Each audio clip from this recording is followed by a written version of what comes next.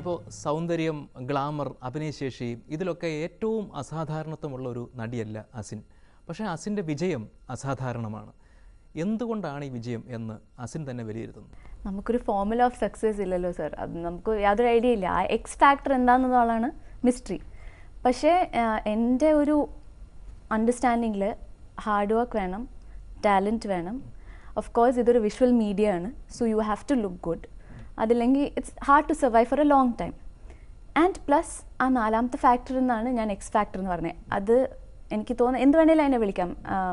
പേരൻസിൻ്റെ blessings, കാരണവന്മാരുടെ ആശീർവാദം, ഇല്ലെങ്കിൽ God's grace എന്ന് പറയാം, ഇല്ലെങ്കിൽ ലക്ക് എന്ന് പറയാം, what ever that X factor. ഇതിൻ്റെ ഒരു കോമ്പിനേഷൻ ഉണ്ടെങ്കിൽ മാത്രമേ സക്സസ് എന്ന് എനിക്ക് തോന്നുന്നു. പക്ഷേ ഈ എക്സ് ഫാക്ടറിനെ കുറിച്ചുള്ള ഒരു ആശയക്കുഴപ്പം അസിൻ്റെ മനസ്സിൽ നിലനിൽക്കുകയാണ്. ഏതാണെന്ന് അല്ല, അത് ഓരോരുത്തരെ അനുസരിച്ചിരിക്കും. അത് it can be the God's blessings എന്ന്. ചിലവർക്ക് ദൈവാനുഗ്രഹം കൊണ്ട് ഇങ്ങനെ, അല്ലെങ്കിൽ ചിലവർ പറയും എല്ലാവരുടെയും വിഷസും ബെസ്റ്റ് വിഷസും കാരണം ഇങ്ങനെ, ചിലവർ പറയും അതിൻ്റെ ലക്കാണ്. അപ്പം അത് ഓരോരുത്തരുടെ വ്യൂ പോയിന്റ് അനുസരിച്ചിരിക്കും സർ. അത് എന്നെ എന്ത് വേണേലും വിളിക്കാം. അപ്പോൾ അസിൻ്റെ വീക്ഷണത്തിൽ അത് ഏതാണ്? എനിക്ക് തോന്നുന്നത് എല്ലാം കൂടെ കൂടിയാണ് എൻ്റെ കേസിൽ നിന്ന്. കാരണം എല്ലാവരും എനിക്ക് നന്മ നേർന്നിട്ടുള്ളൂ എൻ്റെ അറിവിൽ. And I think it's God's grace also. കാരണം I had no film background at all. അപ്പം എല്ലാം ഞാൻ ഫിലിമിൽ വന്ന് കഴിഞ്ഞിട്ടാണ് I groomed myself. I learned about cinema. അപ്പോൾ എല്ലാം എനിക്ക് ഓൺ ദ ജോബ് എക്സ്പീരിയൻസ് ആണ്. സാധാരണ സിനിമയിൽ വന്നു കഴിഞ്ഞാൽ പ്രണയം അല്ലെങ്കിൽ ഗോസിപ്പ് ഇതൊക്കെ മനുഷ്യ സഹജമായിട്ട് ഈ പ്രായത്തിലുള്ള ഒരു പെൺകുട്ടിക്ക് ഉണ്ടാവുന്നതാണ്. പക്ഷേ അസിന്റെ കാര്യത്തിൽ ഇതൊന്നും ഇല്ലാത്തത് ഒരു പക്ഷേ വളരെ അരസികയായിട്ടുള്ള ബോറായിട്ടുള്ള ഒരു മനസ്സിന്റെ ഉടമയാണ് അസിൻ എന്ന് പറയുന്നത്. തോന്നാം ഞാനൊരു ബോറിംഗ് കാൻഡിഡേറ്റ് ആണ് ആ വിഷയത്തിൽ തോന്നാം. കാരണം എനിക്ക് അങ്ങനെ ഒരു ബോയ് ഫ്രണ്ട് ഗേൾ ഫ്രണ്ടോ ജനറലി ഇൻഡസ്ട്രിയിലോ യു ഡോണ്ട് ഹാവ്, എസ്പെഷ്യലി ബോംബെയിൽ പോയി കഴിയുമ്പോൾ അവിടെ ഒരു നോമാണ് ഒരു ബോയ് ഫ്രണ്ട് ഉണ്ടാകുക അല്ലെങ്കിൽ ഗേൾ ഫ്രണ്ട് ഉണ്ടാകുക എന്ന് പറഞ്ഞാൽ എനിക്ക് അങ്ങനെ ഒന്നും തോന്നിയിട്ടില്ല ഇതുവരെ. I don't think partner is mandatory at this point of time. എൻ്റെ ഫോക്കസ് ഫുൾ കരിയറിലാണ്. എനിക്കിപ്പോൾ ഒരു റിലേഷൻഷിപ്പിലാകണം എന്നുള്ളൊരു ഫീലിംഗ് വന്നിട്ടില്ല. When I am looking for a partner then I get into a relationship. അപ്പോൾ maybe I have a boy friend or a husband or whatever. അങ്ങനെ ഒരു കാര്യം മാൻഡേറ്ററി ആവണമെന്നില്ല. എങ്കിലും ഇത് മനുഷ്യ സഹജമായിട്ടുള്ള ഒരു സാധാരണ കാര്യം എന്നുള്ള നിലയിൽ ലോകം തന്നെ സ്വീകരിച്ച ഒരു കാര്യത്തിൽ നിന്ന് അസിൻ മാറി നിൽക്കാനുള്ള ഒരു കാരണം ഈ കേരളത്തിൻ്റെ വളരെ യാഥാസ്ഥിതികമായിട്ടുള്ള മൊറാലിറ്റി സങ്കല്പമാണോ? ഞാൻ വളർന്ന സാഹചര്യമായിരിക്കും സർ. കാരണം ഞാൻ വളർന്നപ്പോൾ അങ്ങനെ ഒരു കോൺസെപ്റ്റേ ഇല്ല. പിന്നെ അങ്ങനെ ഒരു ചിന്തയും മൈൻഡിലില്ല റൊമാൻസ് എന്നോ അല്ലെങ്കിൽ ഒരു ബോയ് ഫ്രണ്ട് ഉണ്ടാകണം ടീനേജ് ഇയേഴ്സിൽ അല്ലെങ്കിൽ ലേറ്റർ ഇൻ ലൈഫ്. അപ്പോൾ മേ ബി ദാറ്റ്. അത് കാരണം എനിക്ക് അങ്ങനെ ഒരു ചിന്തയില്ലാത്ത കാരണം എൻ്റെ ഫോക്കസ് മുഴുവൻ നൗ ഇറ്റ് ഇസ് ആ സമയത്താണെങ്കിൽ സ്റ്റഡീസ് അല്ലെങ്കിൽ കരിയർ ചൂസ് ചെയ്ത് കഴിഞ്ഞിട്ടാണെങ്കിൽ സിനിമ ഓർ കരിയർ എന്ന് പറയാം. ഒരുപക്ഷെ അങ്ങനെ ശക്തമായ ഒരു പ്രേരണ ഉണ്ടായാൽ തന്നെ ഇപ്പോഴത്തെ ഇമേജ് നഷ്ടപ്പെടുത്താതിരിക്കാൻ അസിനത് വേണ്ടെന്ന് വെക്കുമോ? ഞാൻ ഒരിക്കലും ഒരു ഇമേജ് കോൺഷ്യസ് ആയിട്ട് എൻ്റെ ആക്ഷൻസിനെ ഗവേൺ ചെയ്യാറില്ല സർ. അപ്പോൾ from the heart what I feel ആണ് ഞാൻ ചെയ്യാറ്. അപ്പോൾ അതിനെ ഒരിക്കലും ഇങ്ങനെ ചെയ്താൽ ഇനി എന്തൊക്കെയായിരിക്കും എൻ്റെ ഇമേജിന് എന്തെങ്കിലും കോട്ടം വരുമെന്നൊന്നും ഞാൻ ഒരിക്കലും തന്നെ വിചാരിച്ചിട്ടില്ല. ഇപ്പോൾ പ്രണയമോ ഗോസിപ്പോ എന്തോ ഇല്ലാതിരുന്നോട്ടെ, പക്ഷെ പുരുഷന്മാരിൽ നിന്ന് അസിനെ പോലെ ഒരാൾക്ക് കിട്ടുന്ന ശ്രദ്ധയുണ്ടല്ലോ, അതെങ്ങനെയാണ് നേരിടുന്നത്? ഫ്രാങ്കായിട്ട് പറയട്ടെ സർ, ഞാൻ 10th വരെ മിക്സ്ഡ് കോയറ്റിലാണ് പഠിച്ചത്. അത് കഴിഞ്ഞിട്ട് I join saint Joseph's. 11th 12th ആയാലും ശരി കോളേജ് ആയാലും അവിടെ മുഴുവൻ പെണ്ണുങ്ങളാണ്. പിന്നെ college I have not attended much also.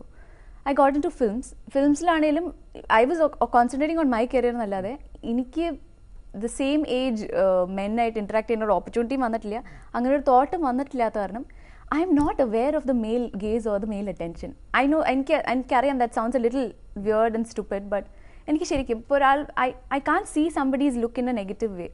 എനിക്കത് മനസ്സിലാകത്തില്ല.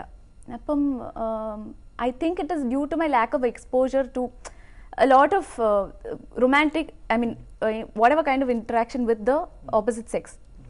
അതുകൊണ്ടായിരിക്കാം. അപ്പോൾ ഞാൻ കാണുന്നതെന്ന് വെച്ചാൽ okay males and females like me അപ്പോൾ that's because of my profession. ആ ഒരു രീതിയിലാണ് ഞാൻ കാണുന്നത്. അപ്പോൾ ഒരു പുരുഷന് അസിനെ അത്ഭുതപ്പെടുത്തണം എന്നുണ്ടെങ്കിൽ ആ പുരുഷൻ എന്ത് ചെയ്യണം?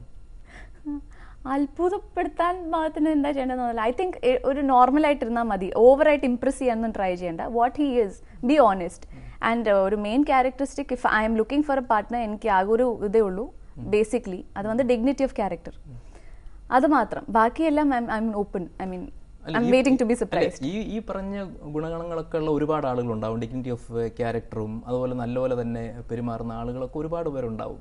പക്ഷേ എങ്ങനെയാണ് അതിൽ നിന്നൊരു വ്യത്യസ്തനായ ആളെ അസിൻ തിരിച്ചറിയുക? അതെനിക്ക് തോന്നുന്നത് depends on the compatibility level. Meet ചെയ്യുമ്പോൾ ചിലപ്പോൾ അറിയായിരിക്കും ഇപ്പോൾ ഇന്ന ക്യാരക്ടറിസ്റ്റിക് ആണ് ഇതുണ്ടാകുമ്പോഴേ ഞാൻ തിരിച്ചറിയുള്ളൂ എന്ന് എനിക്കും അറിയത്തില്ല. I'm not open to a relationship at this point of time. വളരെ ഗൗരവക്കാരിയാണോ അസിൻ? അല്ല, ആക്ച്വലി ഞാൻ കുറച്ച് ചൈൽഡ് ലൈക്ക് ആണ്. ആൾക്കാർ കാണുമ്പോൾ വിചാരിക്കും ഓ ഭയങ്കര മെച്യൂർ ആണല്ലോ, പക്ഷെ ശരിക്കും അറിയുമ്പോൾ ഇതൊരു കൊച്ചുകുട്ടിയെ പോലെ. ഗൗരവക്കാരി അല്ലെങ്കിൽ പിന്നെ എന്തുകൊണ്ടാണ് അങ്ങനെ ഒരു ഇംപ്രഷൻ പുറം ലോകത്തിന് കൊടുക്കുന്നത്? അയ്യോ, ഞാൻ കൊടുക്കുന്നല്ല, മനഃപൂർവ്വമായിട്ട് കൊടുക്കുന്നല്ല. ചിലപ്പം സംസാരിക്കുമ്പോൾ അങ്ങനെ വരുന്നതായിരിക്കും. എനിക്ക് തോന്നുന്നു ഞാൻ ഒരു മിക്സ്ചറാണ്. വലിയ നടന്മാരുടെ കൂടെ അഭിനയിക്കാൻ കിട്ടുന്ന ഏതൊരു അവസരവും ഒരു പരമസാഫല്യം എന്ന നിലയിലാണ് നായികമാർ കാണുക.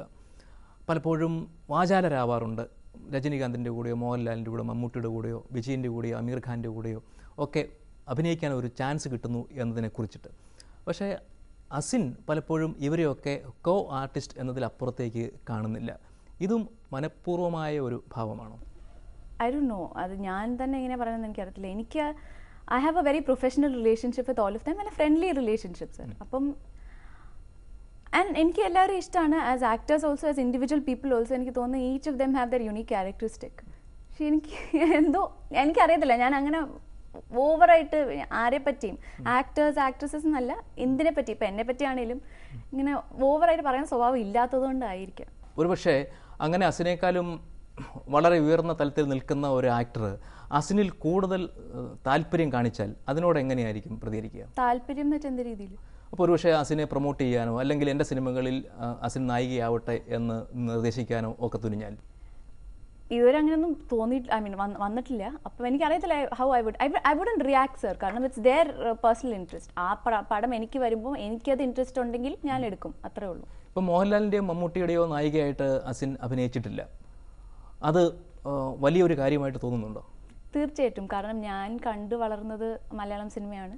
അപ്പോൾ എൻ്റെ ഫസ്റ്റ് കോൺസെപ്റ്റ് ഓഫ് ഹീറോസ് എന്ന് പറയുന്നത് തന്നെ മോഹൻലാൽ സാറും മമ്മൂട്ടി സാറുമാണ്. സോ ഡെഫിനറ്റ്ലി ഒരു നല്ല ഓപ്പർച്യൂണിറ്റി കിടക്കുമ്പോൾ I love to work with dum.